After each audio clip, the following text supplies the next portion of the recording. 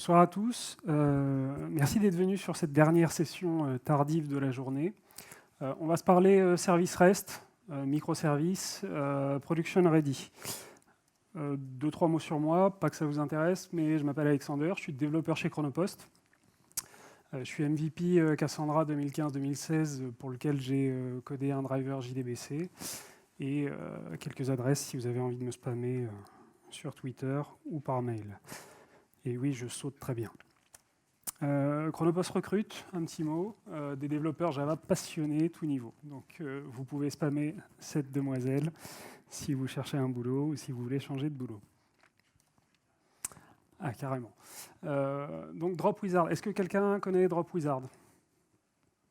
Est-ce que certains d'entre vous ont déjà utilisé Jersey?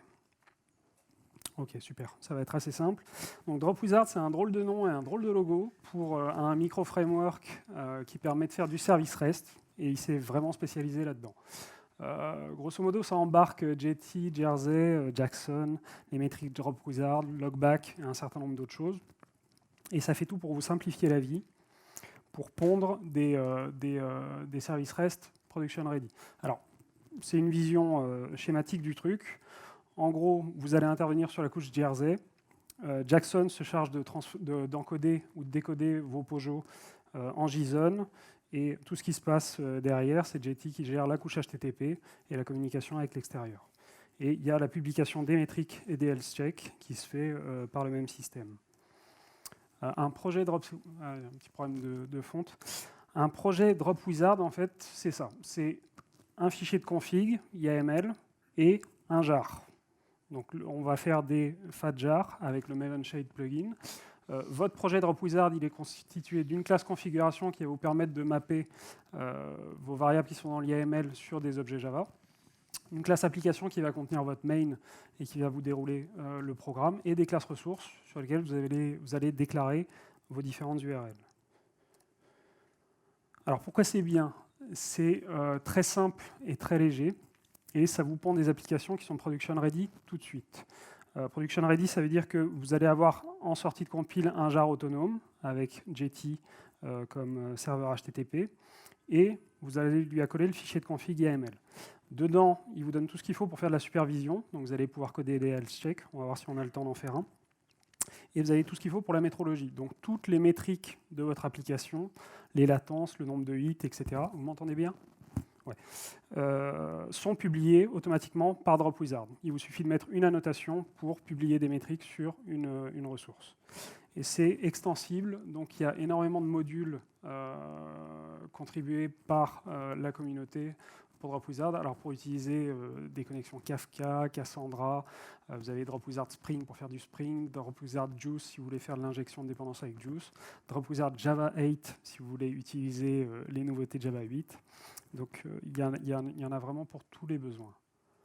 Alors production ready, c'est pas que ça. En tout cas pour moi, c'est aussi d'avoir une gestion des timeouts et bonne si vous en avez une. L'idée, c'est dans un monde de microservices, c'est de se protéger des défaillances de vos dépendances. Et en l'occurrence, vos dépendances, ça va être d'autres microservices ou vos bases de données ou votre file system, etc. Bien que je vous déconseille de travailler sur le file system avec des microservices. Et pour faire ça, on va utiliser un outil de la stack open source Netflix qui s'appelle Istrix et qui est en fait un circuit breaker prêt à l'usage. On va voir que ça s'intègre très facilement à Dropwizard. Le circuit breaker, c'est le terme anglais pour dire fusible, en fait. L'idée, c'est de dire si votre dépendance commence à avoir des défaillances, on va continuer à l'appeler pendant un petit moment, et puis après, plutôt que de rester bloqué et de continuer à la spammer, on va se protéger, on va la protéger en arrêtant de l'appeler tout simplement. Donc Istrix, ce qu'il va voir, c'est que si on dépasse sur un certain intervalle de temps plus de 50% d'erreurs, il arrête d'appeler votre dépendance. Donc il vous retourne une erreur tout de suite.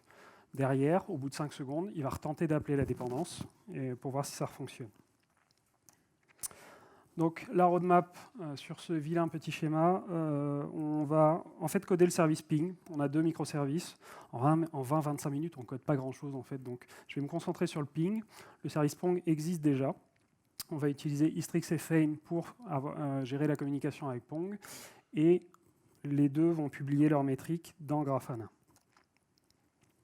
Des questions après, si on a le temps, parce qu'effectivement, c'est assez short. Donc là, j'ai un service Pong qui existe déjà, que je vais démarrer d'ailleurs. Donc, démarrer une application drop, c'est juste faire un java-jar de votre jar, serveur, et là on lui donne le fichier de config .yml. Donc ça se lance assez rapidement. Si je vais, j'ai pas ouvert de navigateur.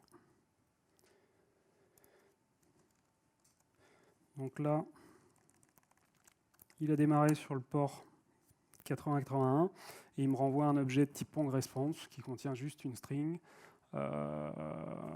response. OK, et il me balance Pong. Donc le service n'est pas grand-chose de très intéressant. On va créer un service ping maintenant qui va l'appeler. Donc un projet Drop Wizard, c'est un projet Maven classique. Donc là, on va créer ping service. Dans le POM, je pars du principe que vous êtes familier avec Maven, hein, bien sûr. Dans le POM, on va ajouter la dépendance à Drop Wizard et la dernière version à ma connaissance.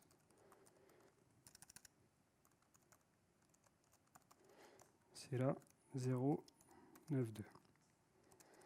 Alors tant qu'on est là, on va tout de suite ajouter les dépendances pour Histrix. Je ne vous les liste pas. Tout le code que je produis là est déjà disponible sur GitHub, donc je vous donnerai l'adresse de mon compte GitHub à la fin. Et on va se rajouter les dépendances de Fein. Alors pour ceux qui ont vu le talk d'Igor tout à l'heure, ou qui ont suivi le hands-on sur les microservices tout à l'heure, vous n'allez pas apprendre grand-chose de plus, si ce n'est que moi j'utilise les annotations JAX-RS pour créer mes clients en Fein. Et comme on va publier dans Grafana, on rajoute les dépendances Graphite.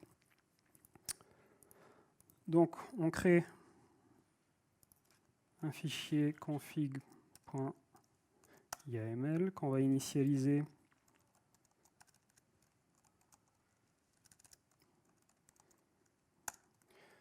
en lui disant que le connecteur applicatif va écouter sur le 8083 et on a un port d'admin pour un menu particulier qui va nous permettre de faire de la supervision ou d'aller voir les métriques sur le 8084.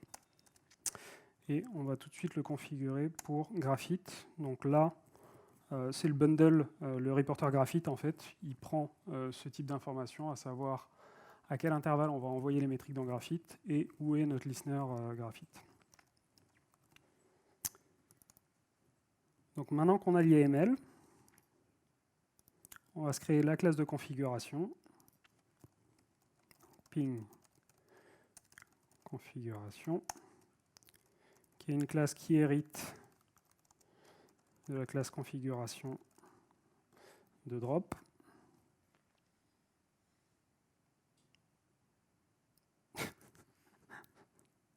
C'est pas le moment.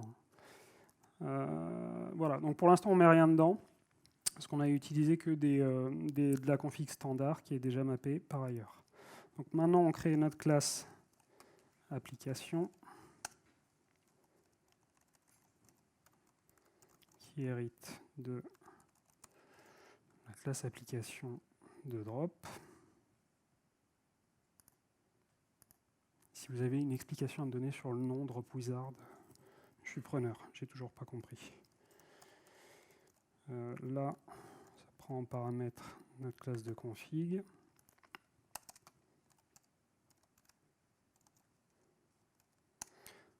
Voilà. Donc là, j'ai encore un import qui manque. Bam. Donc la classe application, elle n'est pas plus complexe que ça. Vous avez un main qui va appeler la méthode run qui est ici. Dans votre méthode run, en fait, vous allez déclarer vos ressources. Donc même si elle n'existe pas encore, on va créer ping resource égale new ping resource. Il n'est pas content, mais c'est pas grave. Et on va enregistrer la ressource dans Jersey. Voilà. Donc, du coup, on crée la classe ping resource. Donc là, on rentre dans du Jersey standard, hein, c'est du JAX-RS. Donc on peut commencer à utiliser nos annotations JAX-RS. Et on va se créer notre méthode ping qui va renvoyer un objet response. Si vous voulez respecter le contrat JAX-RS, vous renvoyez un objet response qui va encapsuler à la fois votre statut HTTP et une entité, quelle qu'elle soit. Response ping d'ailleurs. Voilà. Donc là, on va dire que c'est du get, que le path c'est ping, que ça produit du JSON.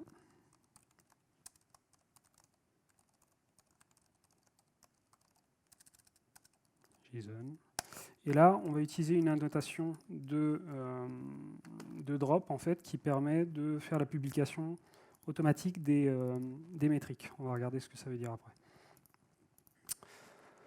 Donc ping, son boulot, c'est d'appeler Pong et de nous répondre avec ce que Pong a renvoyé en enrichissant un peu le message. Donc vraiment pas très intelligent. Donc là, on va construire une réponse JAX-RS. Je ne vais pas vous gérer les cas d'erreur, les trucs comme ça, on n'a juste pas le temps, donc on va dire statut OK, tout se passe bien.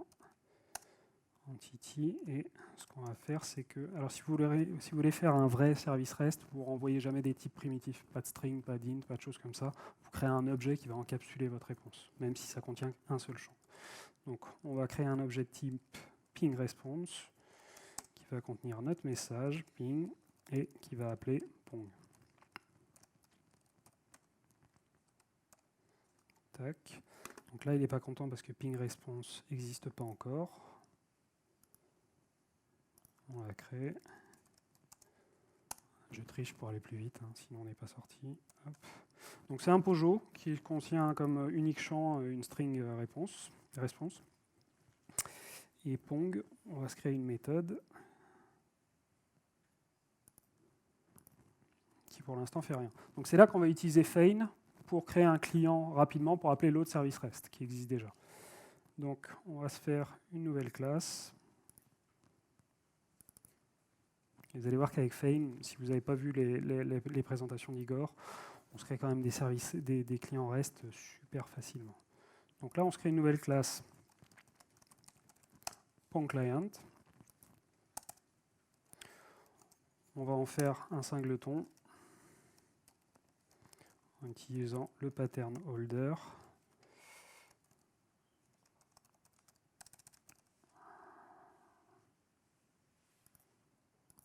Voilà. Et là, on va se créer une interface en fait. Donc feign fonctionne comme ça.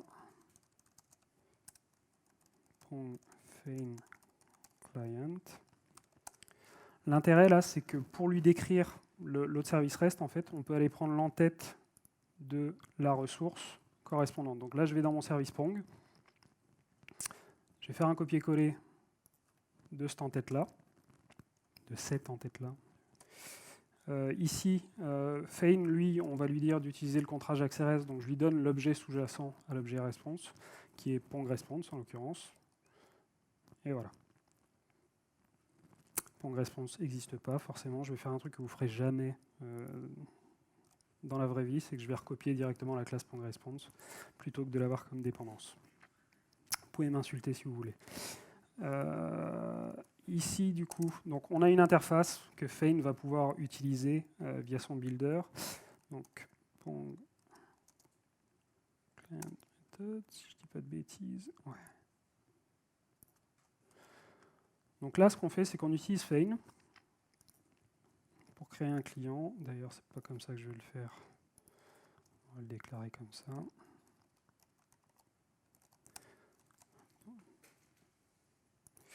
Donc là, ce qu'on dit à feign, c'est d'utiliser le contrat JAX-RS, d'utiliser comme décodeur et comme encodeur JSON Jackson. Je vais retirer l'option, parce qu'en fait, ça permet de setter un timeout, mais nous, on va utiliser Strix pour ça. Et derrière, on lui dit que la target, en fait, c'est l'interface qu'on s'est créée juste en dessous, et on lui donne le endpoint. Donc là, le endpoint est en dur. Pareil, hein, vous ne ferez pas ça dans la vraie vie, à moins de sortir de vos études. derrière, on va se faire... On va retourner un string. Donc on va se faire là notre méthode Pong. Et ce qu'on va lui dire, c'est d'utiliser... Enfin, on va faire un return client.pong.getResponse. Voilà. Donc là, notre client REST, il est fait. On n'a plus qu'à retourner dans la ressource et lui dire ici .client getInstance.pong. Voilà. Donc si j'ai rien oublié, on peut le compiler. Tout est linké partout. Donc on va faire le build Maven.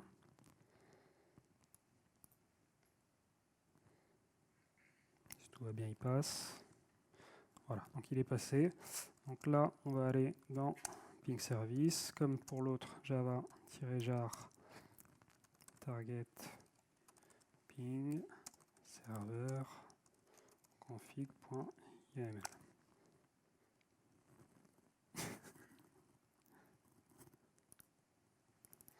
J'ai fait une erreur, c'est que j'ai pas rajouté le plugin pour créer un jar shaded. Donc dans les plugins, vous connaissez le Maven Shade plugin.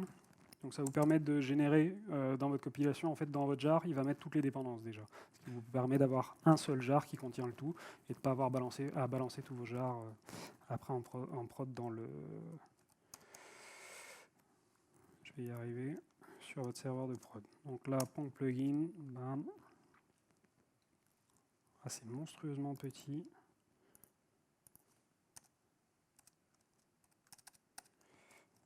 Donc là, on lui donne le main. Je refais mon build. Je vais être très emmerdé là si ça passe pas. Mais logiquement, ça passe. Donc voilà, Maven Shade plugin qui vous permet de faire un fat jar.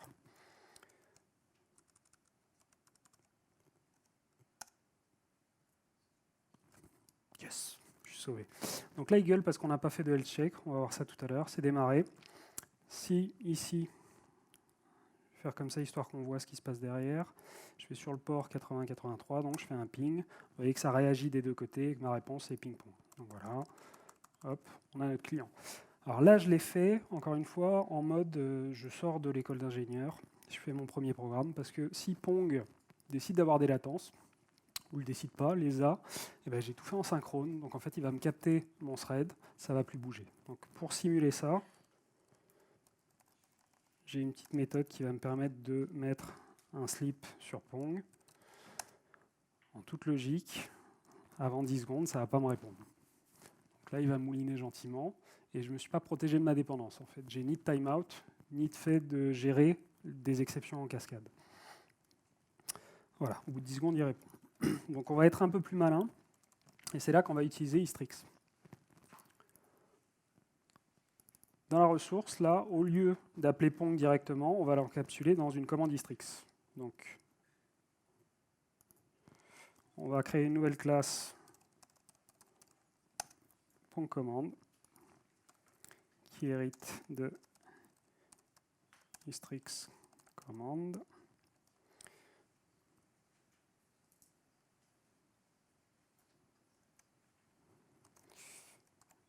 Et qui retourne une string.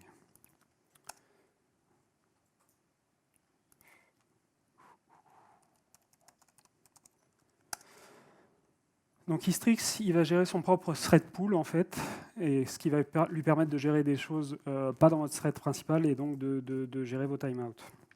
Le thread pool, il peut être partagé entre plusieurs commandes si vous voulez gérer ça au travers de différentes commandes. Alors, une commande Histrix, c'est juste une méthode run, et c'est là en fait qu'on va faire appel à notre client Pong.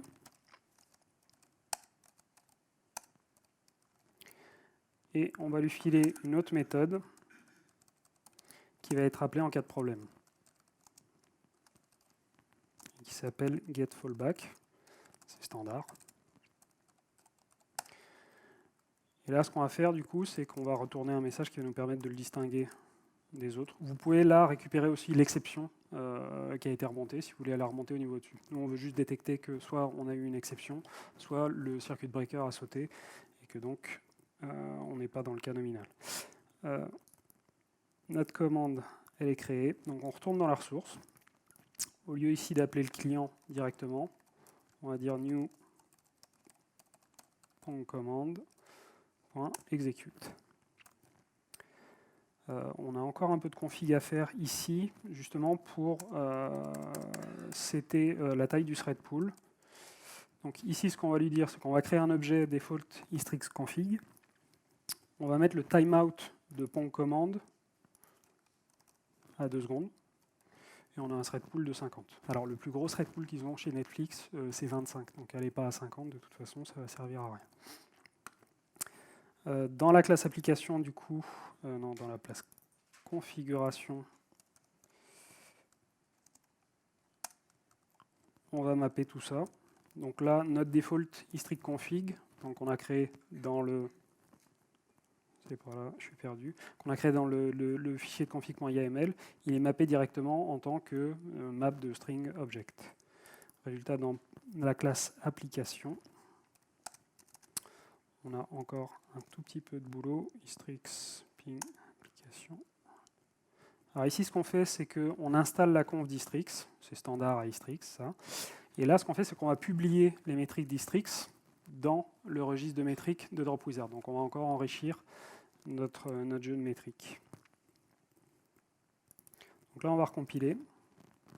Et on va regarder le circuit breaker faire son travail. Pour l'instant, pas grand-chose, si ce n'est que de nous gérer un timeout et un fallback.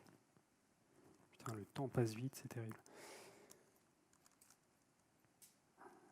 Je vais pas arrêter le bon.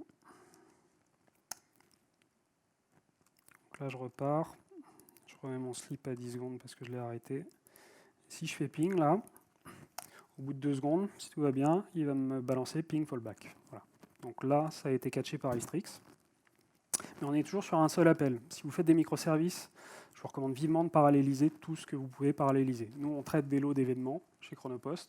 Donc quand on reçoit un lot de 100 événements, on ne fait pas une insertion, puis une insertion, puis une insertion. Okay, on parallélise tout ça avec des futurs. Donc Istrix, il va vous permettre de faire ça. Et on va l'illustrer en se créant une nouvelle méthode.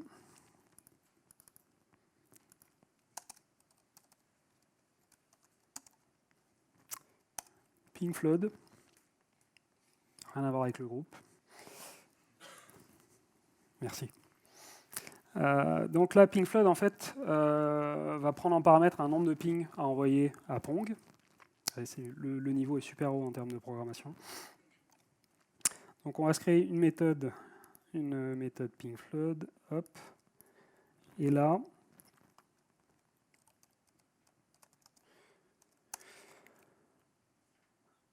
je vous la fais court. Au lieu... J'ai du code en doublon. Il y a un peu de code, mais c'est pas compliqué en fait. Ce qu'il y a, c'est qu'au lieu de faire un execute, qui est synchrone, on va faire un queue, okay, qui va nous permettre de récupérer un futur. Donc là, on se fait juste une liste de futurs qu'on remplit avec la commande queue, et derrière, on va boucler dessus. On va faire un futur.get. Donc maintenant, je peux floater Pong, et s'il a des latences, il vaut mieux que j'ai un circuit breaker, sinon on va avoir des tas de problèmes. On recompile.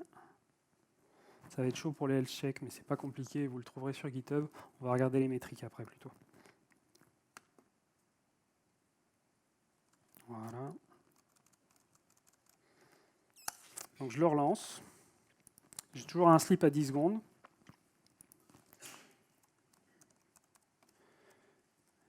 PingFlood, on va lui balancer 200. Mais non, mais c'est un peu con.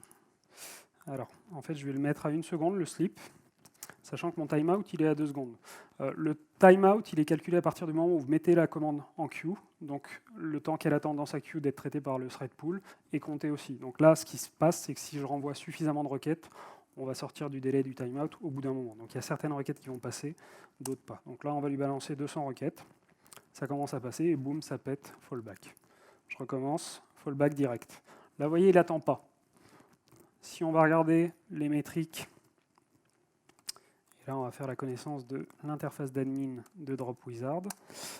Vous avez un menu opérationnel qui contient vos health checks et vos métriques. Donc là, si on va sur les métriques, en fait, on va retrouver toutes les métriques Hystrix et celle de mon ping. Donc ça, c'est ma ressource ping. Quand j'utilise la notation addTimed, je récupère tous les percentiles d'exécution de mon service, le nombre de hits, etc. Et tout ça, c'est envoyé aussi via le reporter dans Grafana. Donc j'ai déjà un dashboard qui existe ici, et les métriques, donc le nombre de réponses, enfin de hits moyens, et là j'ai les latences, enfin le 75e percentile de latence de Pong Resource.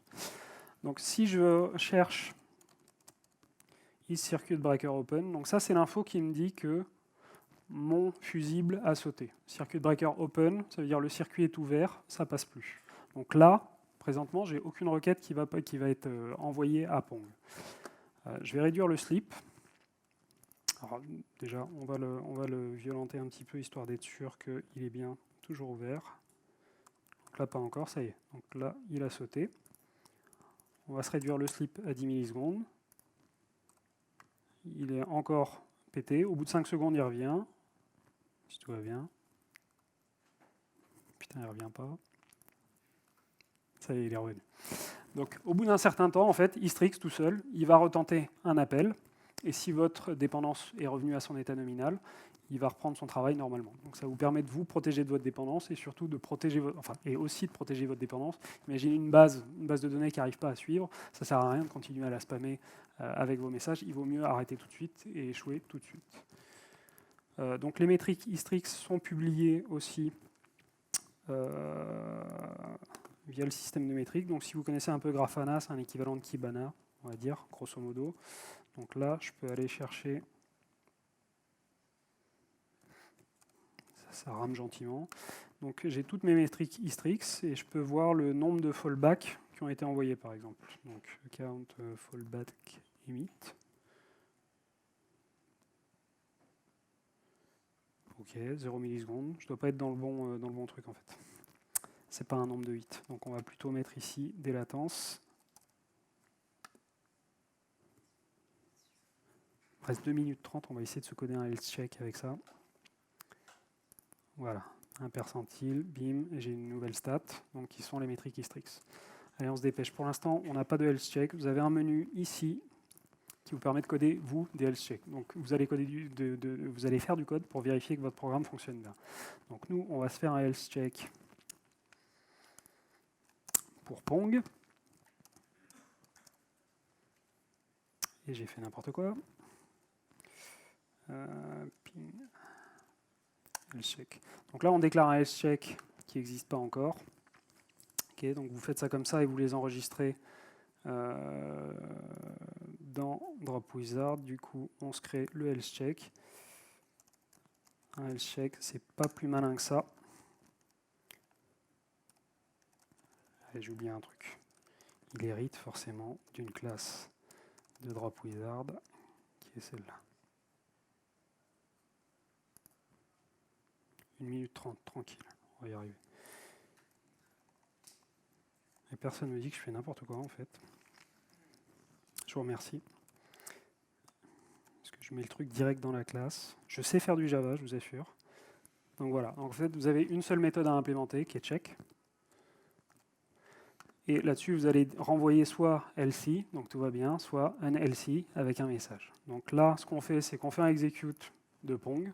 Et si le circuit breaker a sauté, ben on va recevoir fallback dedans, 53 secondes, tranquille. Je vous la tiens facile. Hop, compilation. Ma femme disait que je n'étais pas capable de faire 2 trucs en même temps. J'assure que coder ça, chérie. Mais je t'aime.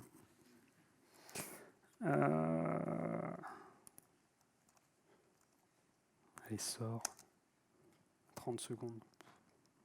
Largement le temps. Des questions? Alors, le health check, on rejoue, boum, LC, tout va bien. On va resimuler. Non, on resimule vraiment, s'il te plaît. Voilà, 10 secondes. Donc là, en toute logique, au bout de 2 secondes, il va me répondre. Oh là là, ça marche pas. Voilà. Donc, on est production ready, on se protège de nos dépendances, on protège nos dépendances.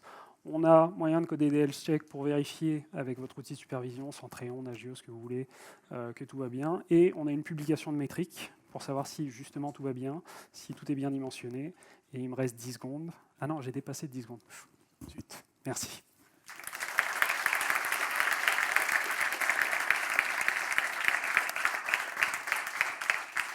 Tout est disponible sur GitHub.